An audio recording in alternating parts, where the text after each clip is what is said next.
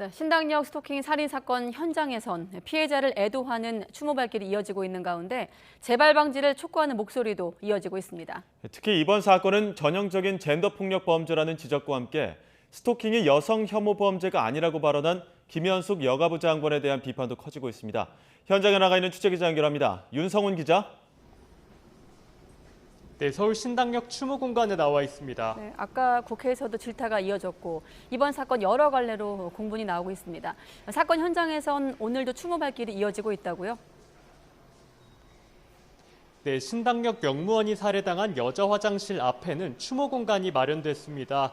보시는 것처럼 벽에는 메모가 가득 붙어 있는데요. 시민들은 이곳을 찾아 고인의 명복을 비는 글을 남기며 애도했습니다.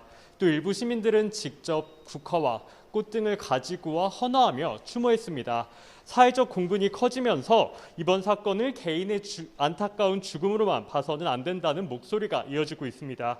스토킹 범죄의 반의사 불벌죄를 폐지해 피해자를 적극적으로 보호해야 한다는 지적도 나옵니다. 직접 들어보시겠습니다.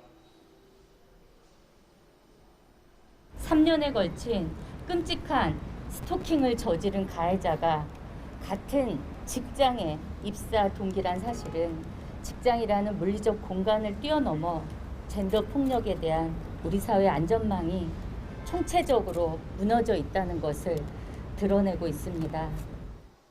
반의사 불벌죄로 규정하는 순간 오히려 가해자가 피해자에게 다시 접근해서 제2의 스토킹을 하게 만드는 이 매우 잘못된 독소조항이라고 할 수 있습니다. 서울교통공사노조는 이번 사건에 대해 직장 내 성폭력이 스토킹으로 이어진 젠더 폭력 사건이라며 인력을 충원했으면 시스템으로 막을 수 있었던 인재라고 주장했습니다. 이어 재발 방지를 위해 직장 내 성폭력 사건 처리 과정을 다시 점검하고 2인 1조 순찰근무, 가해자와 피해자의 실질적 분리 방안 등 대책을 마련해야 한다고 촉구했습니다. 특히 이번 사건이 여성 혐오 범죄가 아니라고 밝힌 김현숙 여성가족부 장관에 대해선 강하게 비판하기도 했습니다. 여가부 장관님이 말씀해 주신 발언은 주무장관으로서 매우 저희는 부적절하다고 생각하고 있습니다.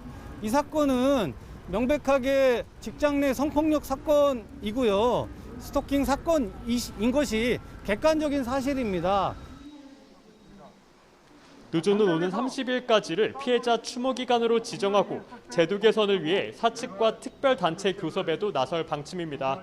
지금까지 서울 신당역 추모 공간에서 YTN 윤성훈입니다.